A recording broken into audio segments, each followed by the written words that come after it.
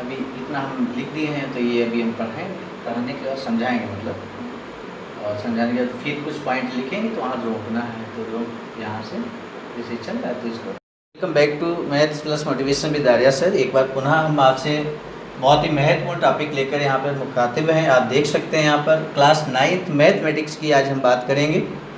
Class 9th mathematics में नया topic, एकदम नया टॉपिक है यूक्लिड की ज्यामिति का परिचय। लेकिन उससे पहले आप देख रहे हैं एक सुंदर सा विचार यहाँ पे लिखा है, हम उसको समझ लेते हैं और उसके बाद हम मैथ्स की ज़रूर बात करेंगे। जैसा कि आपको मालूम है कि हमारे इस चैनल का नाम maths plus motivation with Arya sir, यानी कि मैथ्स के साथ अगर मोटिवेशन हो तो इससे बेटर कुछ हो नहीं सकता है। तो ये जो सुंदर सा विचार आप देख रहे हैं मेरी भतीजी ने लिखा है, तो इस सुंदर से विचार का अर्थ समझते हैं, उससे हमें मोटिवेशन मिलेगा और उसके बाद हम लोग मैथमेटिक्स की बात करते हैं। आप देख रहे हैं कि books and friends should be few but good, यानी कि इसका सुंदर सा जो अर्थ है वो आप समझ लीजिए। यदि इस सुंदर से विचार को आपने समझा तो निश्चित मानिए कि ये कहीं ना कहीं करियर में बहुत बदलाव लाने में सहायक सिद्ध होगा। बुक्स और फ्रेंड्स की यहाँ पे बात की गई, तो हम पहले बुक्स की बात कर लेते हैं। जैसे कि हम आपसे बात कहें कि आपको एक पुस्तकालय में भेज दिया जाए, तो पुस्तकालय में लाखों किताबें होती हैं, लाखों किताबें आप नहीं पढ़ सकते, पूरे लाइफ में लाखों किताबें नहीं पढ़ सकते। यानी कि पुस्तकालय में जाने के बाद सारी किताबें तो आप नहीं पढ़ सकते हो, स्वाभाविक है आपको कुछ उसमें चॉइस करनी पड़ेगी। तो यहाँ पर यही कहने का तात्पर्य है कि बुक्स शुड बी फ्यू, यानी कि कुछ किताबें जो वास्तव में आपको करियर को दिशा दे सकें, आपका भविष्य उज्जवल हो, ऐसी किताबें आपको सिलेक्ट करनी चाहिए, उन्हीं किताबों को पढ़ना चाहिए। बट गुड, यानी कि अच्छी होनी चाहिए। बहुत कम किताबें हों लेकिन वो अच्छी हों। अच्छी का मतलब यहाँ पे यही है कि आपके करियर को सहायक करने में वो सिद्ध हों, सफल करने में सिद्ध हों। Friends should be few but good, मतलब बहुत सारे फ्रेंड्स होने के वजह, जिस तरह से बुक्स के बारे में यहाँ पे कहा गया ठीक उसी तरह से फ्रेंड्स बहुत कम होने चाहिए आपके, और जो फ्रेंड्स हों निश्चित रूप से वो कैरियर को सफल करने में, उज्जवल बनाने में सहायक सिद्ध हो, ऐसे ही फ्रेंड्स होने चाहिए। भले को आपके पास एक ही फ्रेंड हो लेकिन वो ऐसा फ्रेंड हो जो आपके कैरियर को आगे बढ़ाने का कार्य करे। आइए अब हम बात करते हैं मैथमेटिक्स में नया टॉपिक चूँकि आज है, आज का टॉपिक हम आपको बता दें, इस टॉपिक में हम सिर्फ थ्योरेटिकल बात करेंगे क्योंकि यहाँ पे कोई सवाल नहीं है, किसी तरह का सवाल नहीं है। आप चैप्टर का नाम भी देख रहे होंगे, यूक्लिड की ज्यामिति का परिचय, यानी कि परिचय का मतलब होता है जब हम लोग इंट्रोडक्शन करते हैं तो इंट्रोडक्शन का मतलब सिर्फ इंट्रोडक्शन ही होता है, यानी कि यहाँ पर परिचय करेंगे हम, यूक्लिड्स जो ज्योमेट्री है उसकी बात करेंगे। तो यहाँ पर सबसे पहले हम इस शब्द की बात कर लेते हैं, ज्योमेट्री। ज्योमेट्री शब्द यहाँ पर आप देख लीजिए लिखा हुआ है, हमने समय बचाने के उद्देश्य से इसको पहले से लिख रखा है।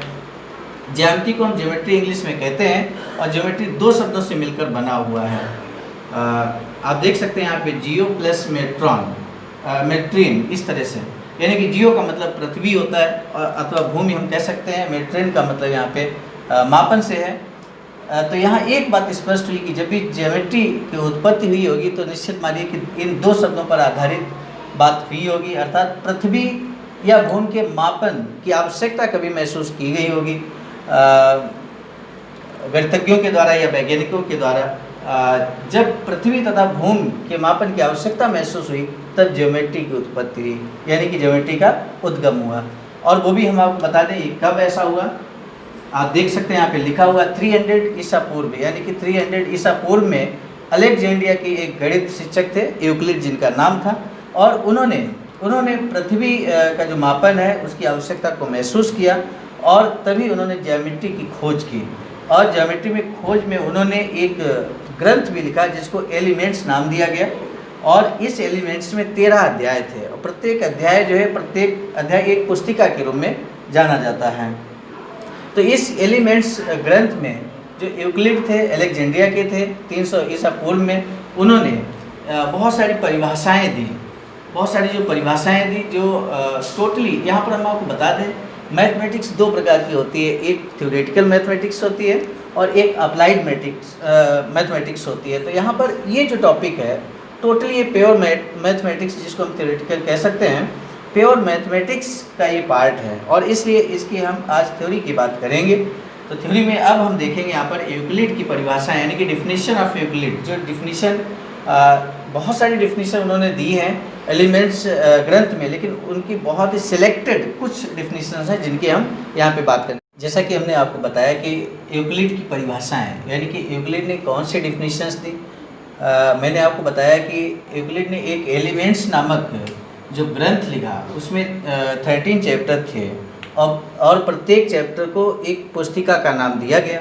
तो जो पुस्तिका नंबर 1 है, सबसे पहले उन्होंने पुस्तिका नंबर 1 में 23 परिभाषाएं दी हैं, 23 डिफिनीशंस दिए हैं। और वो डिफिनीशंस में से जो महत्वपूर्ण है डिफिनीशंस, जो आपके सिलेबस में हैं, आपके काम आएंगी, उनको यहाँ पर हम परिभाषित कर रहे हैं। सभी परिभाषाएं ना देकर कुछ जो इम्पोर्टेंट परिभाषाएं हैं आपके सिलेबस के अकॉर्डिंग, उनकी बात हम कर लेते हैं। तो पहली परिभाषा उन्होंने यहाँ पे रखी है, आप देख लीजिए यहाँ पर। सबसे पहले जब हम ज्योमेट्री की शुरुआत करते हैं, अगर आपसे प्रश्न किया जाए ज्योमेट्री का सबसे पहला फंडामेंटल चीज़ क्या है, तो निश्चित रूप से आप पहली बात बोलिए कि जो फंडामेंटल ज्योमेट्री का है वो पॉइंट होता है, बिंदु होता है। लेकिन ये तो ठीक है, बिंदु आप कह देंगे, लेकिन बिंदु की अगर परिभाषा की बात की जाए तो बिंदु को परिभाषित कैसे करेंगे, ये इम्पॉर्टेंट है। और इसलिए यहाँ पर हमें जानना बेहद ज़रूरी है कि बिंदु की परिभाषा क्या है। आप देखिए, एक बिंदु वह है जिसका कोई भाग नहीं होता, यानी कि बिंदु को सिर्फ ऐसे परिभाषित करेंगे, ऐसी आकृति कह सकते हैं जिसका कोई भाग नहीं होगा। यानी कि बिंदु आप देखिए सामने है, इसका कोई पार्ट ऐसा नहीं है जिसको हम परिभाषित कर सकें। तो बिंदु की सिंपल सी परिभाषा है, जिसका कोई भाग नहीं, उसे हम बिंदु कहेंगे। तो पहली परिभाषा आपने बिंदु की सीखी है। दूसरी परिभाषा आप देख लीजिए, एक रेखा, यानी कि रेखा की परिभाषा भी यूक्लिड ने दी है। एक रेखा चौड़ाई रहित लंबाई होती है, यानी कि रेखा आप जानते हैं कि इस तरह से हम लंबाई में बनाते हैं, तो इस तरह से आप देख सकते हैं, लेकिन इसमें चौड़ाई नहीं होती है। परिभाषा जो यहाँ पे दी गई है, चौड़ाई रहित लंबाई, यानी कि एक रेखा जो चौड़ाई रहित लंबाई होती है उसे हम रेखा कह सकते हैं। दूसरी परिभाषा आपने लाइन की यहाँ पे देखी है। तीसरी जो परिभाषा है वो यहाँ पर आप देख सकते हैं, क्या लिखा है, एक रेखा के सिरे बिंदु होते हैं। यानी कि यूक्लिड ने ही रेखा के बारे में और स्पष्ट करते हुए कहा कि इसका जो सिरा होता है रेखा का, वो बिंदु होता है। यानी कि बिंदु को पहले ये परिभाषित हम कर चुके हैं। दूसरे हम इसको अगर थोड़ा विस्तार करके कहें कि रेखा जो है वो बिंदुओं से मिलकर बनी होती, तो ये भी एक बात सही होगी। तो एक रेखा के जो सिरे होते हैं वो बिंदु होते हैं, ये यहाँ पर यूक्लिड ने कहा। इसके बाद फोर्थ डिफिनीशन आप देख सकते हैं यहाँ पे, सरल रेखा की है, यानी कि स्ट्रेट लाइन जिसको हम कहते हैं इंग्लिश में। तो एक सरल रेखा वह रेखा है जो कि स्वयं पर बिंदुओं के बराबर रूप में स्थित होती है। स्ट्रेट लाइन यानी कि सीधी रेखा की बात यहाँ पे की जाती है। अगली परिभाषा हम लोग देख लेते हैं यहाँ पर, एक पृष्ठ, यानी कि यहाँ पे सरफेस की परिभाषा क्या होगी, सरफेस को हम कैसे डिफाइन कर सकते हैं। तो यूक्लिड ने ये डिफिनीशन दी है सरफेस के, एक पृष्ठ वह है जिसकी केवल लंबाई और चौड़ाई होती है। यानी कि सरफेस की जब हम बात करते हैं तो सिर्फ लंबाई और चौड़ाई की बात करते हैं। जैसे कि यहाँ पर ये वाइट बोर्ड है, तो इसकी लंबाई है और चौड़ाई है। तो लंबाई और चौड़ाई जहाँ पर होती है उसे हम सरफेस कहते हैं। पूरा वाइट बोर्ड ना लेकर, क्योंकि इसमें मोटाई भी है, उसको नहीं ले रहे हैं। तो ये जो सरफेस है, ये फेस जो है, इसमें लंबाई है और चौड़ाई है, तो इसको हम सरफेस बोलेंगे।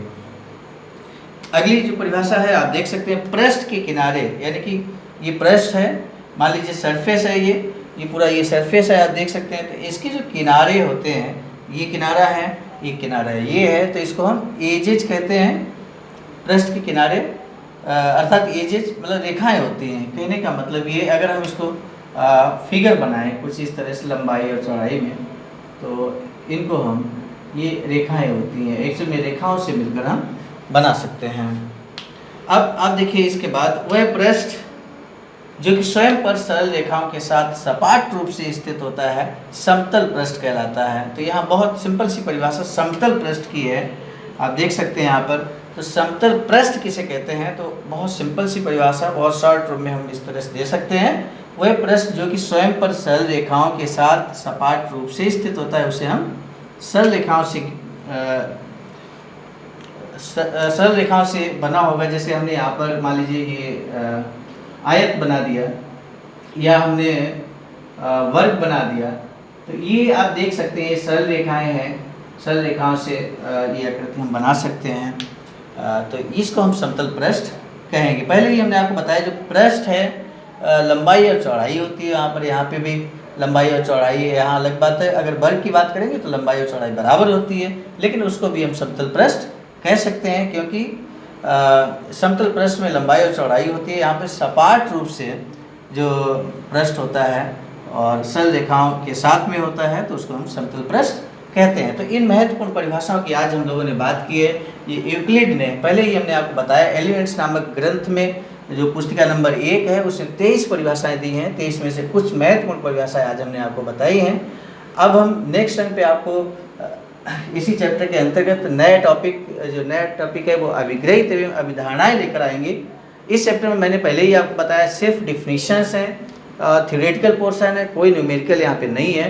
तो एक दिन का और इसमें वक्त लगेगा, एक क्लास और हम लेंगे और उस क्लास में पूरा डिफाइन कर देंगे जो रिमेनिंग पार्ट है इसका, क्योंकि ये क्लास 10th का आधार का काम करेगा। ये चैप्टर क्लास 10th में भी यूक्लिड्स डिफिनीशंस या यूक्लिड्स ज्योमेट्री है वहाँ पर, तो उसके लिए ये बेस का काम करेगा। और इनकी जो डिफिनीशंस है इनको आप ध्यान रखिए, नोट कर लीजिए। नए टॉपिक के साथ मिलते हैं, तब तक के लिए बहुत बहुत धन्यवाद।